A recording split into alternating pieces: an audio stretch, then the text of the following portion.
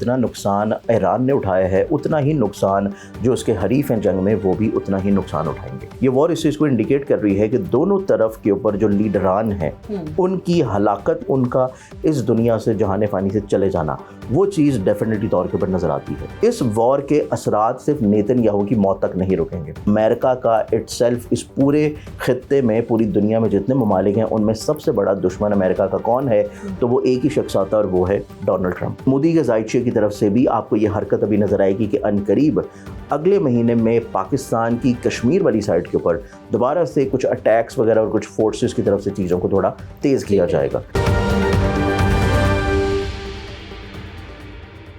अस्सलाम वालेकुम, आप देख रहे हैं प्रोग्राम बोलो लाहौर। मैं हूं आपकी मेज़बान नूर अमानुल्लाह। नाज़रीन, कई प्रेडिक्शंस होती देख रहे हैं, एंड ऑफ टाइम्स की तरफ जा रहे हैं या वर्ल्ड वॉर 3 का आगाज़ हो चुका है। ये आगाज़ है, इब्तिदा है या तैयारी है? इन तमाम तर सवालात का जवाब तलब करने के लिए हम आ पहुँचे हैं नामवर एस्ट्रोलॉजर मुसव्विर ज़ंजानी के पास। आइए चलते हैं, इनसे बात करते हैं। काफ़ी प्रेडिक्शंस दे चुके हैं ज़ंजानी साहब आप। एंड ऑफ टाइम्स के हवाले से, वर्ल्ड वॉर 3 के हवाले से क्या कहना चाहेंगे? क्या होने जा रहा है? क्या वाकई एंड ऑफ टाइम्स की तरफ दुनिया जा रही है? बिस्मिल्लाहिर्रहमानिर्रहीम। अगर हम लोग इसमें बात करते हैं 2026 की और इससे पहले 2025 की, 2025 भी आपने पूरी दुनिया में देखा कि जंगो जदल का साल था, और 2026 जो है वो भी इसी की कंटिन्यूटी है। 2026 की हमारी जो बुकलेट है ज़ंजानी जंतरी, अगर इसका आप टाइटल पेज देखें कि उसके ऊपर हमने ये सवालिया निशान दिया था कि वॉर और पीस, कि इस साल में अब क्या होने जा रहा है।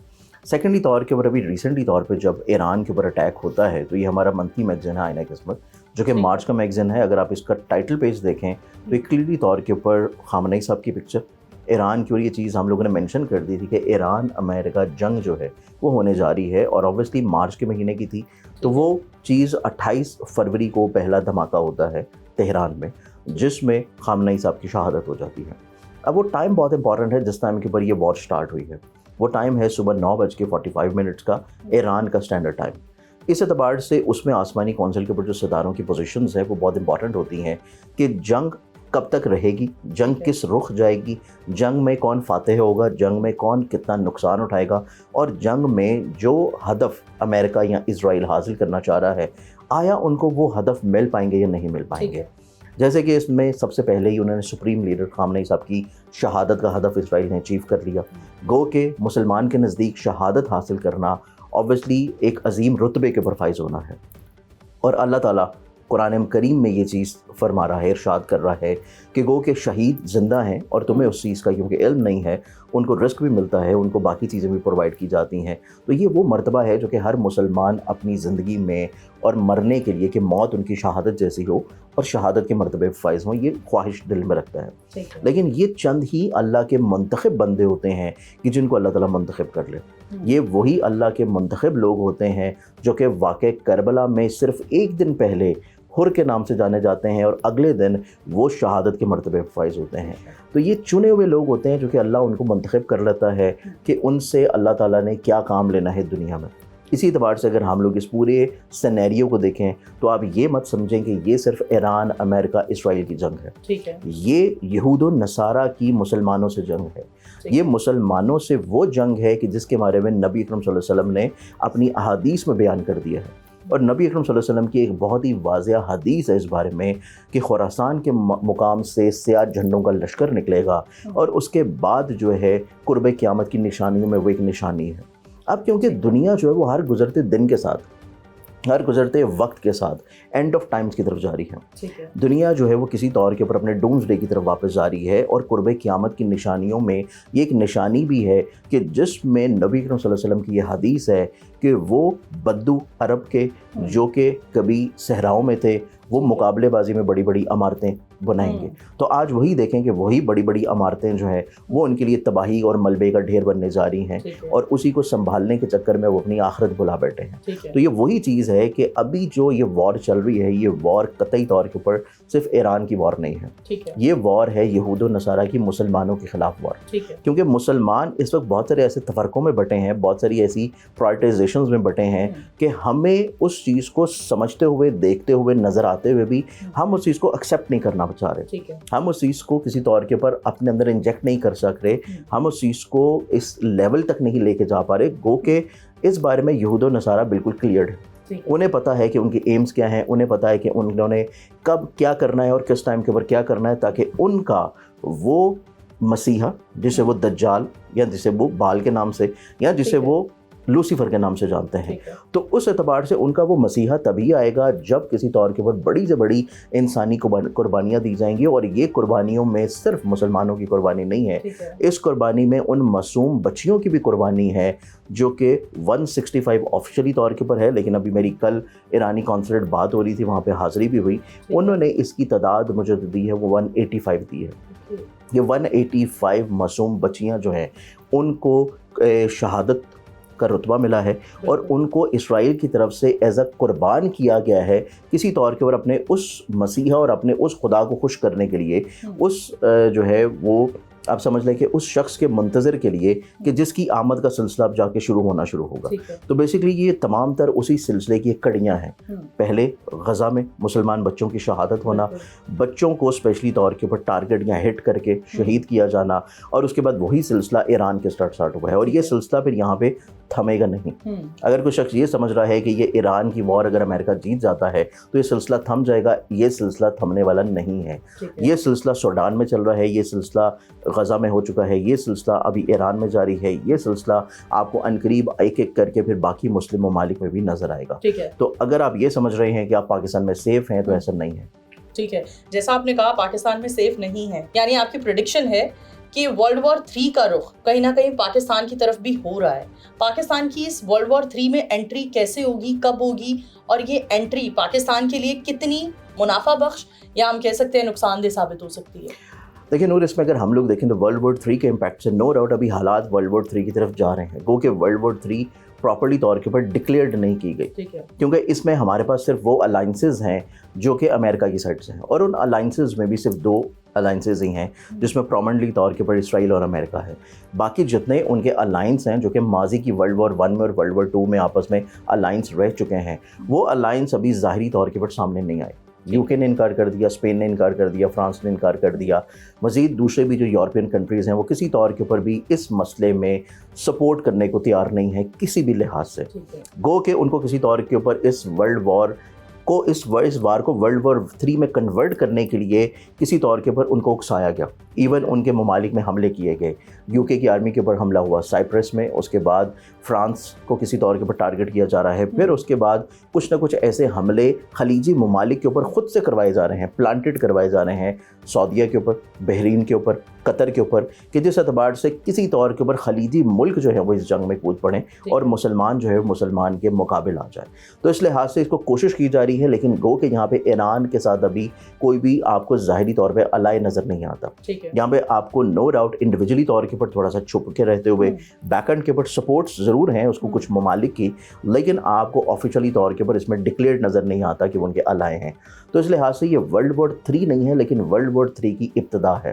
یہ اس کے ابتدائی مراحل ہیں, اور ان قریب جو ہے یہ نہ صرف ورلڈ وار 3 کی طرف چیزیں جائیں گی بلکہ قرب قیامت کی مزید جو نشانیاں ہیں وہ نشانیاں بڑی واضح طور پہ آپ کو نظر آنا شروع ہوں گی.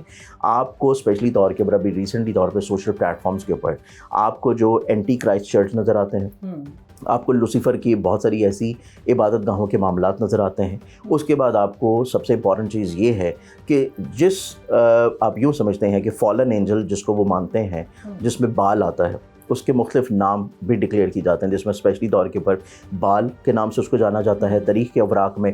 اس کے بعد اس میں لوسیفر بھی آ جاتا ہے, پھر اس کے بعد اس میں 1-2 اور مزید فالن اینجلز کے نام بھی آتے ہیں جن کو اینٹی کرائسٹ ہو جائیں یا پھر یہود ہو جائیں یا جیوز ہو جائیں, اسپیشلی طور کے اوپر جو زائنسٹ ہیں وہ اس چیز کو کسی طور کے اوپر اپنا مسیحا ڈکلیئر کرتے ہیں.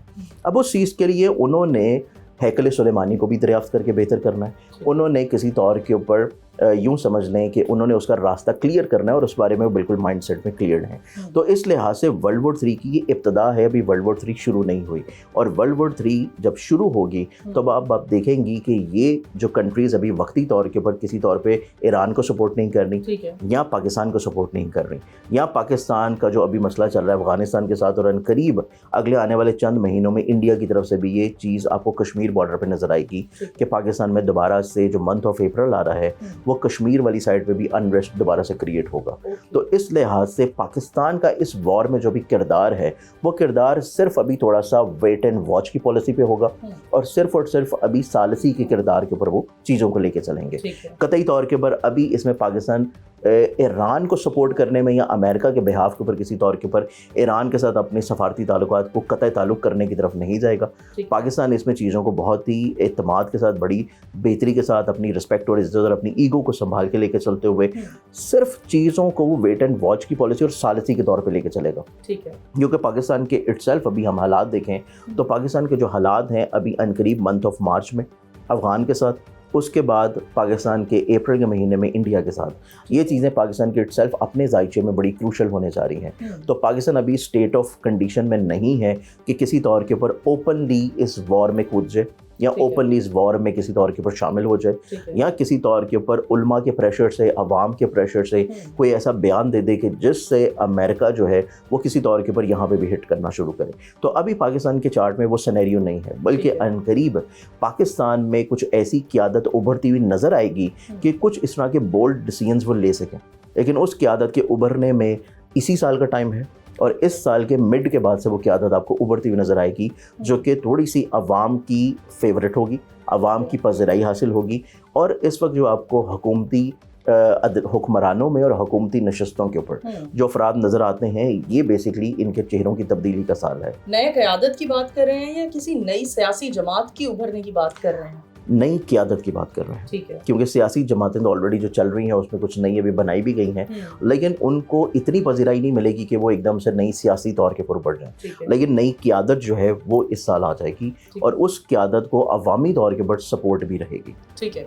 آپ نے بتایا ایران اسرائیل اور امریکہ کے درمیان جو جنگ ہے اس کو آپ نے نام دیا کہ ورلڈ وار 3 کی تیاری ہے, ورلڈ وار 3 نہیں ہے.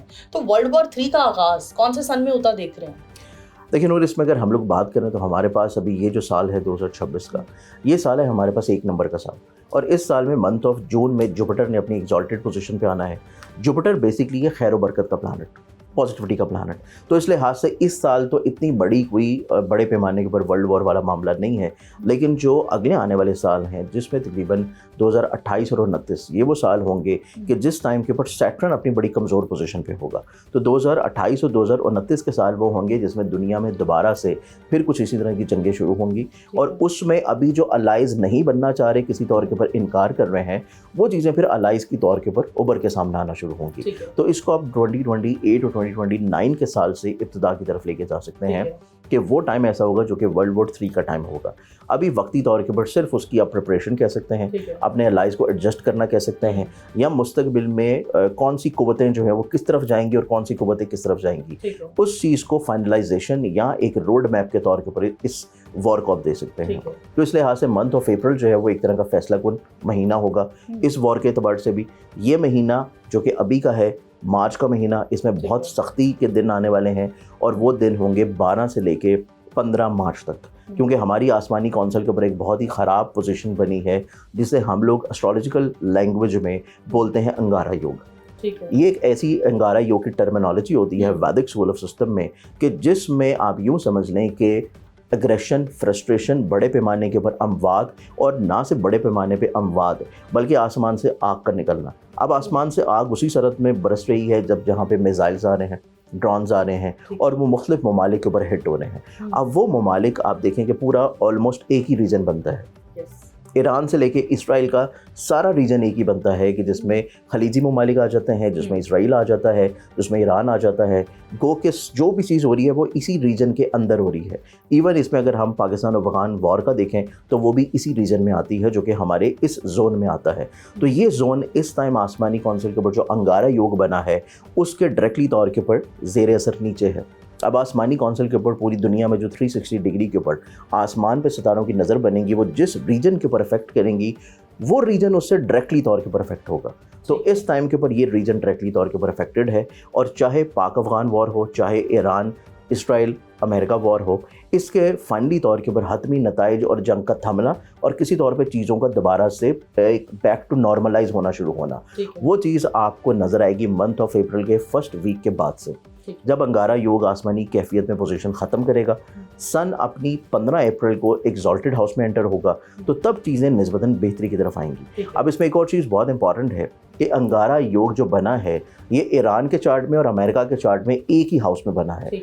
वो बन रहा है 8वां घर। 8th हाउस जो होता है ज़ाइचे का, ये अमवात का घर है, ये बड़े पैमाने के ऊपर मौत का घर है, ये बड़े पैमाने के ऊपर नुकसानात का और माशी तौर पे प्रॉब्लम का घर है।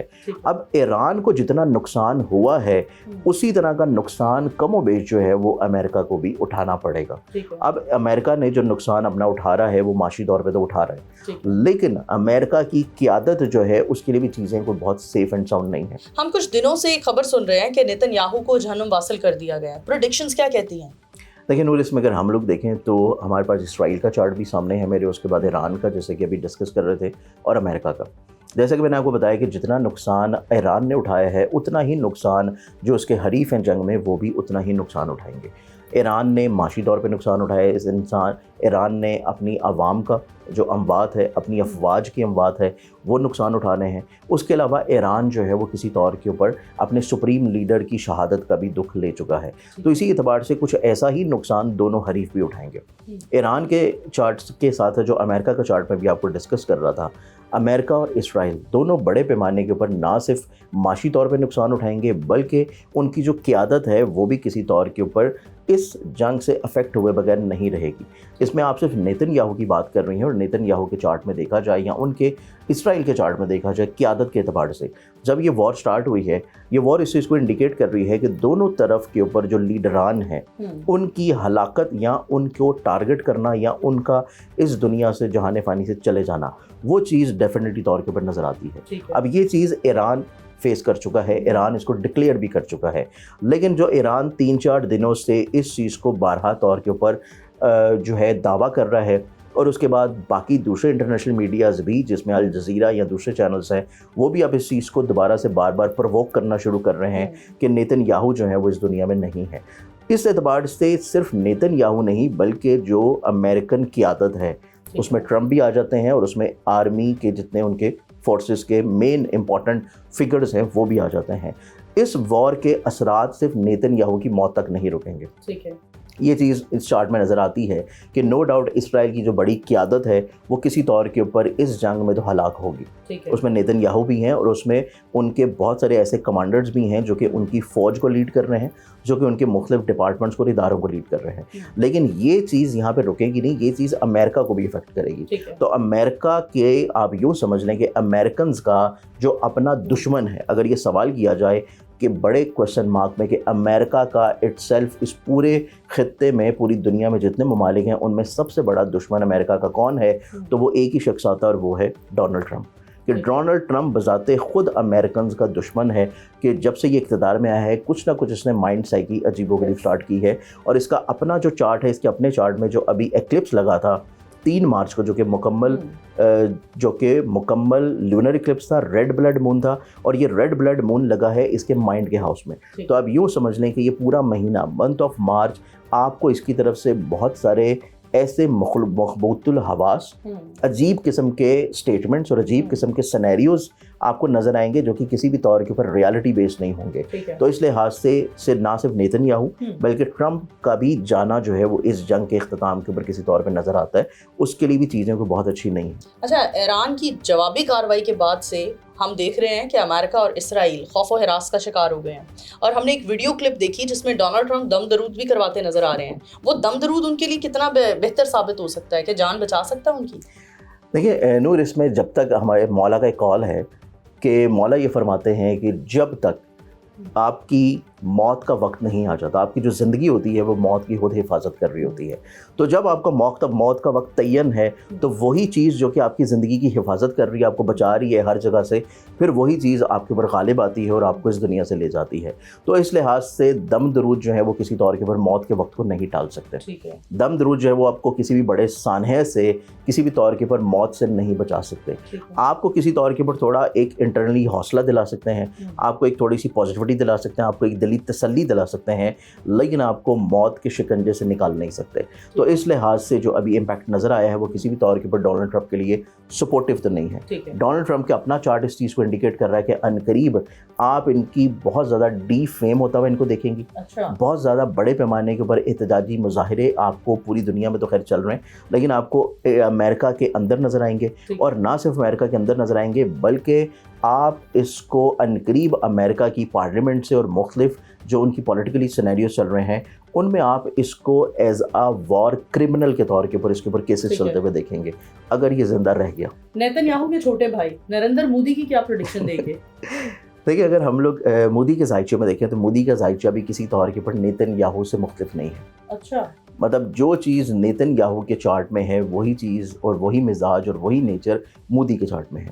اب اگر ہم اٹ سیلف انڈیویجولی طور کے اوپر دونوں کو دیکھیں نا تو دونوں اپنی اپنی عوام کے لیے اور اپنے اپنے مذہب کے لیے تو بہت اچھے ہیں. کہ اگر آپ نیتن یاہو کی پوری زندگی کو اٹھا کے دیکھیں کہ نیتن یاہو نے جیوز کے لیے جو کیا, نیتن یاہو نے اسرائیل کے لیے جو کیا, وہ تو ان کے لیے ایک طرح کا مسیحا ہے. لیکن پوری دنیا میں جو اس نے ایک یوں کہہ لیں کہ ایک ڈرٹی پالیٹکس کی, پوری کسی طور کے اوپر ایک مینپولیشن کی, پھر اس کے بعد بہت بڑے پیمانے کے اوپر مسلمانوں کا جو خون بہایا, یہی چیز same as it is Modi کا کریکٹر ہے.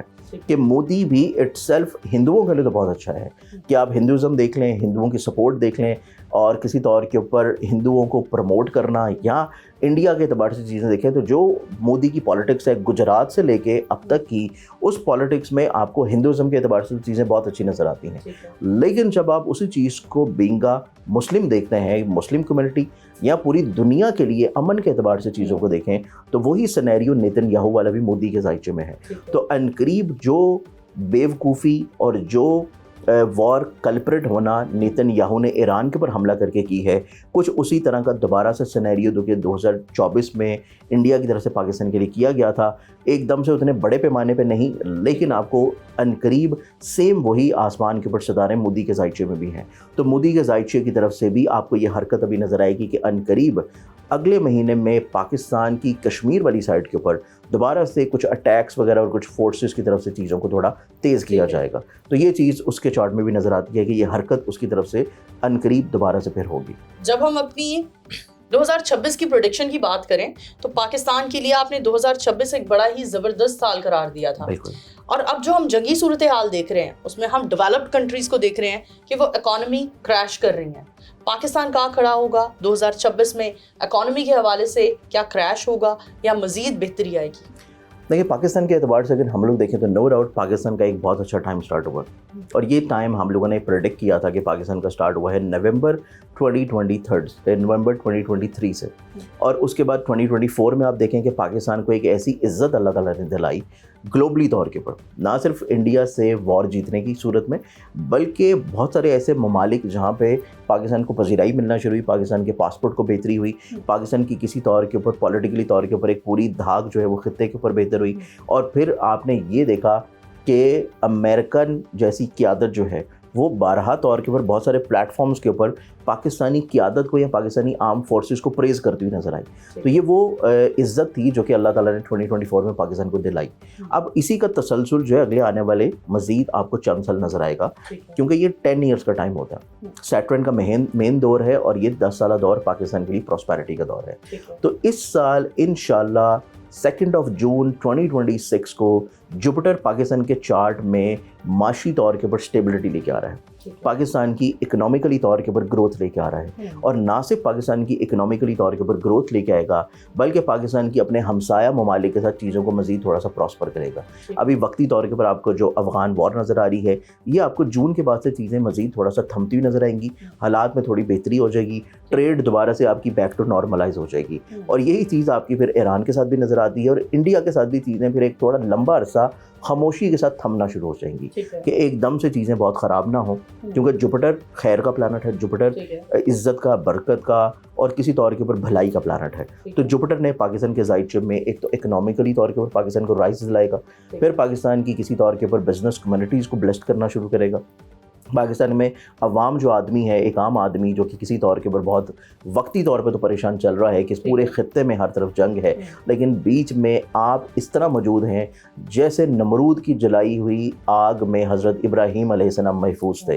तो इसी एतबार से इस पूरे इर्द गिर्द जितनी आग चल रही है, पाकिस्तान उसमें अल्लाह ताला इसको ऐसे ही महफूज रखेगा, क्योंकि अल्लाह जो है वो कादिर मुतलक है हर चीज़ के ऊपर। और पाकिस्तान के नसीब में अब खुदा ताला की ज़ात की तरफ से उसके चार्ट्स के मुताबिक ये लिख दिया गया है कि पाकिस्तान ने जितना डाउनफॉल देखना था वो देख चुका। पाकिस्तान इंशाल्लाह अब एक तो राइज़ करेगा इज़्ज़त के अतबार से, पैसे के लिहाज से, बिज़नेस के अतबार से, और एक आम आदमी की ज़िंदगी में एक कॉन्फिडेंस, एनर्जी, हिम्मत, हौसले के अतबार से कि जो आप किसी तौर के ऊपर अपनी ज़िंदगी में इज़्ज़त या रिस्पेक्ट खो चुके थे और अपना कॉन्फिडेंस खो चुके थे, लूज़ कर चुके थे जब आप इंटरनेशनल तौर के ऊपर किसी जगह पर ट्रैवल करते थे। लेकिन अब इंशाल्लाह अल्लाह ताला आपको हर गुज़रते साल के साथ इज़्ज़त भी दिलाएगा, आपका वक़ार भी दोबारा बुलंद करेगा और आपकी इम्पोर्टेंस भी दूसरे ममालिक के लिए बहुत यकीनी बना देगा। बहुत शुक्रिया, thank you so much Zanjani साहब, आपके कीमती वक्त का और बेहतरीन प्रोडिक्शंस का। इसी के साथ अपनी होस्ट नूर अमानुल्लाह को प्रोग्राम बोलो लाहौर से दीजिए इजाज़त। दोबारा हाजिर होंगी, तब तक के लिए अल्लाह हाफ़िज़।